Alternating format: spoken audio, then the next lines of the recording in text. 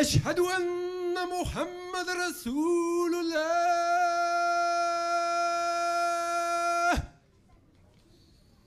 حي على الصلاة حي على الصلاة حي على الفلاح حي على الفلاح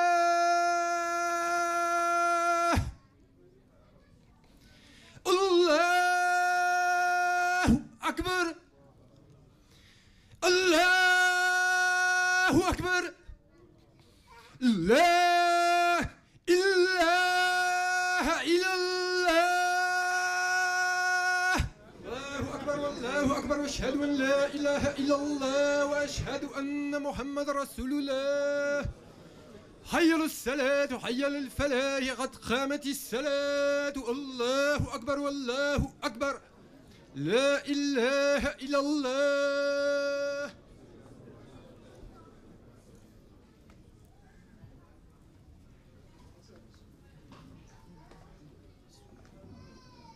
الله أكبر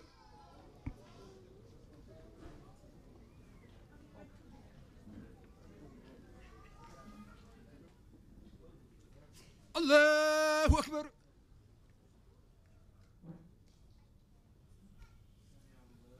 ربنا ولك الحمد الله أكبر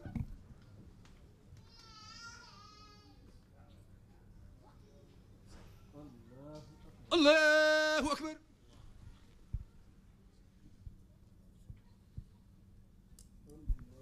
الله أكبر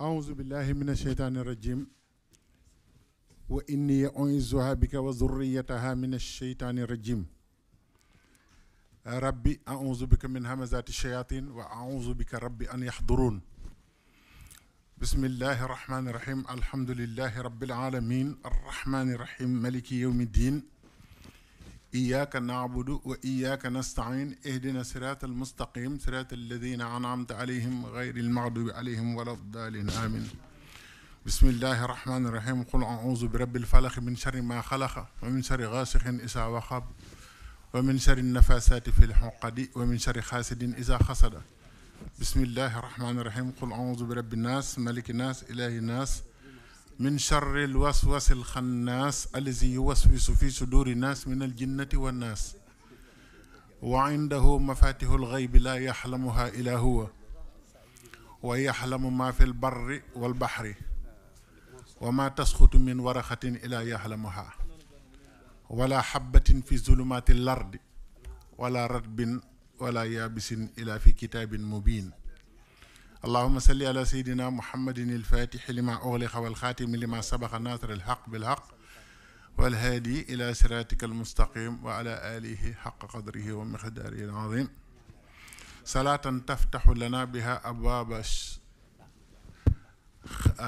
تفتح لنا بها أبواب خير وتيسير وتغلق لنا بها أبواب الشر والتعسير وتكون لنا بها وليا ونصير يا نعم المولى ونعم النصير maa ngi nuyu Serigne Modou Xaban Mbacke mi nga xam ne moo fi teewal Serigne Saliou Mbacke teewal fi yoonu murit yëpp ndax ñaari wet yi mu taxawee macha allah Serigne Touba la Cheikh Ibrahima Fall Babul Mouridina la kon ñoo ngi koy nuyu bu baax di nuyu sunu kilifa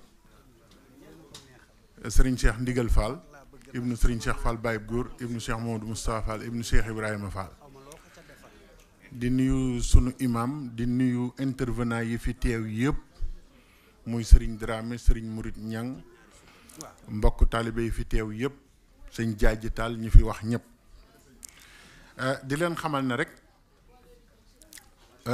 nuyoo bi dañ ko doon def ci olof mais li ci des dañ koy def ci kàllaama nasaraan ndax dañ ñu ko ñaanoon liñ fi wax yëpp nag njariñ la yàlla nañ ko dégg te jariñoo ko ndax kenn ku nekk abondé na ci sens boo xamante ne bi lu am solo ci yoonu murit la sunu cheikh bi ñoo ngi koy ziar bu baax a baax moom tamit def na intervention bu am solo def na survol bu am solo waaye nag dama wax ne man je vais camper mon propos sur une citation d'un petit-fils de Cheikh Ahmadou Bamba. Je vais camper mon propos là-dessus. Il s'appelle Serigne Bassirou Mbacké Porokhane, fils de Serigne Moustapha Bassirou, fils de Serigne Bassirou Mbacké, fils de Khadim Rassoul. Je le cite d'abord.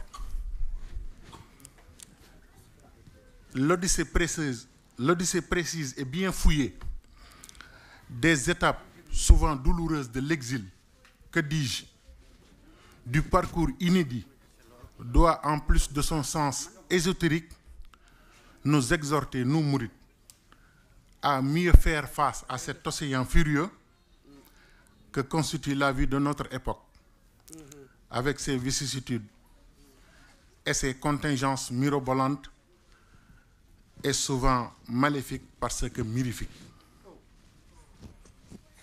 Je vais camper mon propos sur ça. Et après, parler de l'étape mauritanienne qui nous réunit aussi. Mais ce qu'il faut d'emblée savoir, c'est que Cheikh Ahmadou Bamba a dit « Nul ne me connaît si ce n'est Dieu. » Ghabat makhami an siwa bakhil karim. Il faut savoir cela d'emblée. Nul ne me connaît si ce n'est Dieu. Donc, il y a équivoque. Nul ne me connaît si ce n'est Dieu. Considérez-moi comme l'esclave de Dieu et le serviteur du prophète Mohammed, paix et salut sur lui. Donc, toute notre attention doit être braquée sur qu'est-ce que c'est que l'esclave de Dieu. Qu'est-ce que c'est qu'un serviteur du prophète? Parce que quand on parle de spiritualité, de Makhama, il nous a déjà dit que personne ne le connaît si ce n'est Dieu. Donc en matière de Makhama et autre chose, c'est ce qu'a dit notre cheikh. Il n'est pas donné à tout un chacun de savoir qui est Cheikh Ahmadou Bamba sur le plan mystique. Donc, il est l'esclave de Dieu. Pourquoi esclave de Dieu? Wa innani abdun khadimun la yarim. Ghabat makhami an siwa bakhil karim. Nul ne me connaît si ce n'est Dieu. Mais considérez-moi comme l'esclave de Dieu et le serviteur du prophète. Esclave de Dieu. Pourquoi? Dieu a très haut a dit dans le Coran, je n'ai créé l'homme et les djinns que pour être adorés. Donc, la plénitude de l'homme ne sera atteint que s'il est reconnu s'il est reconnu par Dieu comme esclave. Cela suppose une compréhension profonde. Tout le monde, sans exception, est esclave de Dieu. Mais le mot esclave de Dieu n'a de sens que si l'on accepte de l'être et de suivre les prescriptions du prophète Mohammed et d'être accepté par Dieu comme tel. Le prophète n'a reçu cette distinction qu'à une période très avancée de sa vie, à la fin de son ascension spirituelle. Dieu a dit dans la sourate Le Voyage nocturne, louange à Dieu qui a fait monter son esclave nuitamment de la Mecque à Jérusalem pour le faire voir de ses signes. Dieu entend et voit tout. Donc, être esclave de Dieu est le summum de la gloire pour un musulman.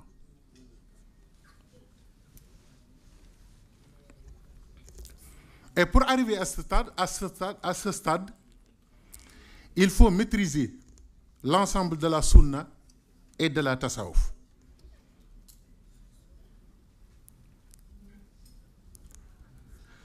Qu'est-ce que c'est qu'être serviteur du prophète? Servir quelqu'un ou quelque chose signifie le connaître, bien le connaître pour mieux le servir.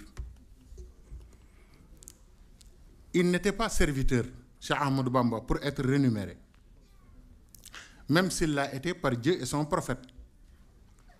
Mais son rapport avec le prophète est simple et précis. C'est le rapport du serviteur à son maître. Il a dit lui-même, Billahi lazi la ilaha illa huwa, al-karimul halim, hayati wa mamati wa harakati wa sakanati ma'a Sayyidina Muhammad sallallahu ta'ala alayhi wa sallam. Je jure par le Créateur qu'il n'y a de Dieu que lui. Ma vie, ma mort, mes agissements, mon repos, sachez que je suis avec le prophète Mohammed sallallahu alayhi wa sallam à tous les niveaux, pas une parcelle de ma vie sans lui. Donc, il est l'esclave de Dieu et le serviteur du prophète. Le prophète pour lui, Cheikh Ahmadou Bamba, veut dire l'islam. Le prophète Mohammed est l'islam en personne, comme nous le savons tous. Il a dit ensuite, ce n'est que par amour envers le prophète que je me suis engagé à le servir. Ce n'est que par amour envers le prophète que je me suis consacré à faire ses éloges. Donc c'est l'âme de l'amour, pas au sens simplifié du terme, mais au sens profond du terme. Il a fait tout par amour et pour l'amour du prophète de l'islam, Sayyidina Muhammad sallallahu alayhi wa sallam. Il n'est pas le revendicateur d'une race par rapport à une autre, non. Son but n'était pas de défendre une race, un continent, un groupe d'hommes. Il n'était pas sectariste, Cheikh Ahmadou Bamba, car le mouridisme n'en est pas une. Hein. Cela montre son caractère universel et intemporel. L'islam est universel. Cheikh Ahmadou Bamba en est l'illustration parfaite. Il a incarné l'islam du pardon, de l'amour, du respect de l'autre, de la solidarité. Comme je l'avais dit tout à l'heure, loin du sectarisme, de la méfiance de l'autre. Il a dans sa démarche montré que pour lui, aucune créature n'est de trop.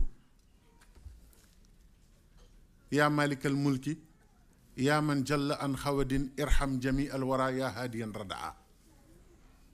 Aucune créature pour Cheikh Ahmadou Bamba n'est de trop.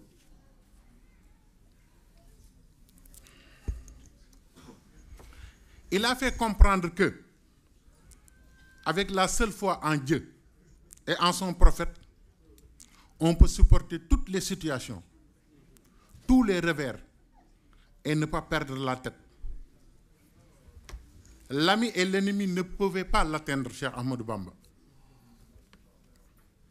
Il a cheminé auprès des rois sans en perdre la tête. Il était toujours prêt à perdre et recommencer avec les mêmes vieux outils le gain de toute une vie sans dire mot de ses pertes. Il savait parler aux foules et rester vertueux. Il n'était pas l'esclave de ses rêves.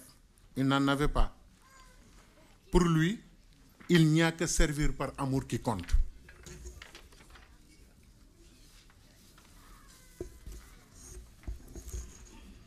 Donc, voici un bref survol pour savoir qui était Cheikh Ahmadou Bamba.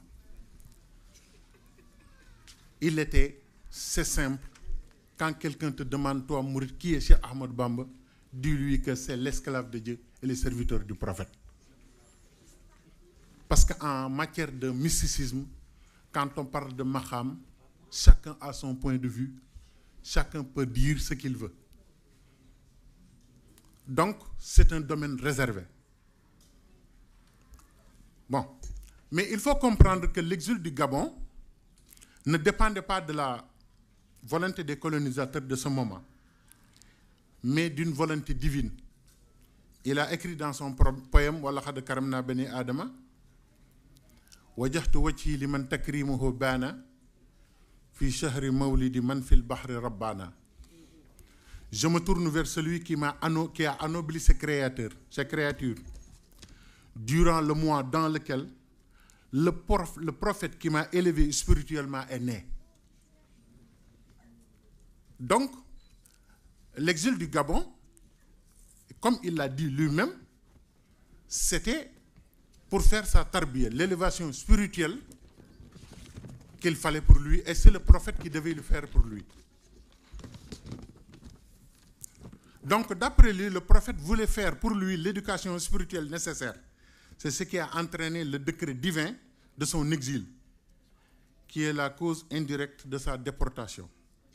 Les causes directes étant connues de tous.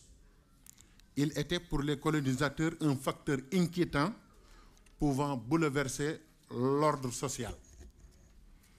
Il est dit dans un rapport des archives du Sénégal, lettre du 15 août 1895, arrestation du marabout Bamba. Son principal représentant, Ibrahim Fall, peut compter environ 1 millier de talibés. Je ne saurais mieux comparer la situation actuelle qu'à celle que décrit le général de Gaulle dans les annales sénégalaises au sujet du très célèbre Amadou Cheikhou. Cependant, il y a une différence toute en faveur d'Amadou Bamba. Tandis qu'Amadou Cheikhou ne s'appuyait que sur les sérignes marabouts, notre marabout possède une véritable armée de tchèddo. Je ne parlerai que pour mémoire de Samba Laobé Penda, le Bourba Djolof qui a fait sa soumission le mois dernier.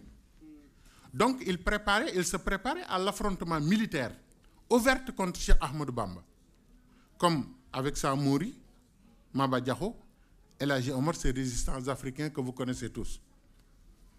Mais quand il est revenu du Gabon, un constat d'échec général est perçu par tous. Je n'en veux pour preuve que la lettre du 25 avril 1903 du résident du Bawal oriental, M. Laurent, adressée à l'administrateur de cercle de Thiès, il écrit « Ainsi que je l'ai déjà mentionné dans mon rapport du février dernier, ce marabout semble jouir depuis son retour d'exil d'un prestige sans cesse croissant, accru, surtout par le caractère quasi miraculeux que ses adeptes et prosélytes accordent volontiers à son retour dans la colonie, et qu'il considère plutôt comme une preuve de toute sa puissance que comme un acte de clémence de notre part. Archives du Sénégal. Donc, il voulait faire comprendre à tous que le retour du Cheikh du Gabon était dû à la bienveillance de l'autorité coloniale, donc un acte de clémence. Mais le contraire s'est produit. Il fallait alors changer de stratégie. Parce que l'objectif de l'exil du Gabon était pour qu'on oublie son enseignement et de le faire disparaître des cœurs et d'enlever l'attachement qu'avaient les mourides pour lui. Alors l'effet contraire s'est produit. Lisons cette lettre. Il devient en résumé la personnalité unique sur laquelle se concentre toute l'attention publique. Le 22 mai 1903, pièce numéro 1 du résident du Baol oriental, on l'accusa alors d'avoir stocké des armes et de fomenter des complots de guerre. Il fut convoqué à Saint-Louis par le gouverneur, mais comme il n'obéissait qu'au décret divin, il ne répondit pas à cette convocation. Alors le gouverneur, vexé, y voit son autorité bafouée. Certains indigènes attisèrent le feu entre lui et le pouvoir de l'époque. Mais lisons ce télégramme de l'administrateur de Thiès. Je reçois à l'instant renseignement secret, marabout Ahmadou Bamba ferait des achats de poudre. Résident demande munitions destinées aux gardes régionaux dans le besoin. Ne crois pas prudent envoyer cartouches ce moment dans la crainte que garde manque sang-froid. Nouvel agent secret envoyé sur lieu. Mission délicate. Marabout se méfie. Sauf talibé, personne n'approche. Je vous tiendrai au courant, mais attitude marabout menaçante. Bon, après avoir reçu plusieurs lettres et télégrammes de dénonciation, le gouverneur prit la décision de l'arrêter de nouveau.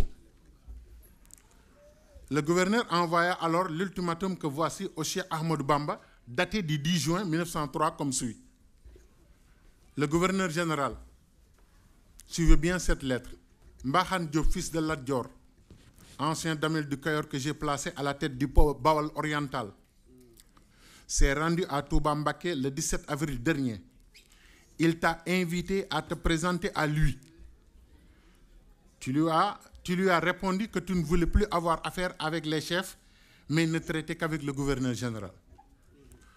Convoqué par l'administrateur de Thiès, le commandant de cercle, tu as refusé le 7 mai de te rendre à son appel. Moi-même, je t'ai envoyé un disciple de Cheikh Sidiya. Je t'ai écrit le 12 mai. Cheikh Sidiya t'a écrit pour t'inviter à te rendre à Saint-Louis. Tu n'es pas venu. Je t'ai fait porter une seconde lettre par l'interprète Farabiram Lo le 21 mai pour t'engager de nouveau à venir à Saint-Louis. Tu t'y es encore refusé.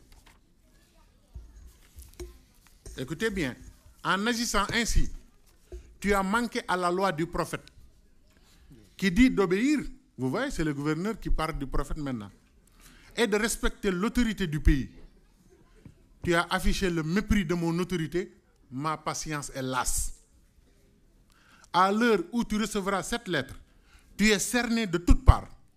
Les routes de la Gambie sont fermées au sud, celles du fleuve au nord, celles du Ferlo le sont également. Des troupes entourent ton village, même prêtes à l'emporter et à s'emparer de toi de vive force. Tu vas être sans doute la cause de la mort de plusieurs de tes talibés. Peut-être toi-même seras-tu atteint dans le combat.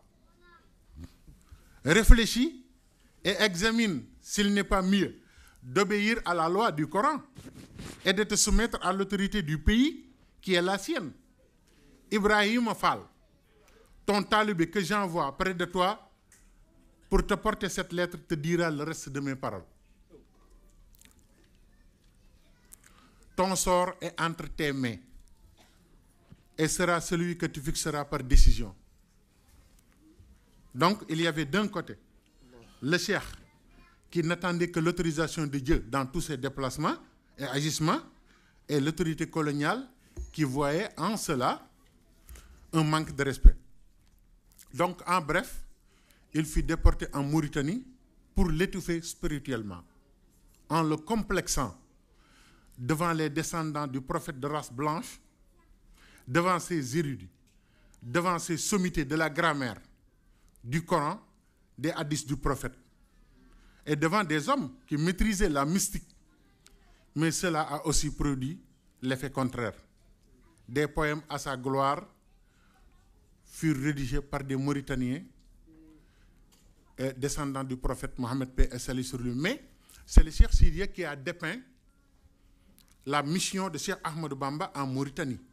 Cheikh Sidiya l'a écrit en 7 vers.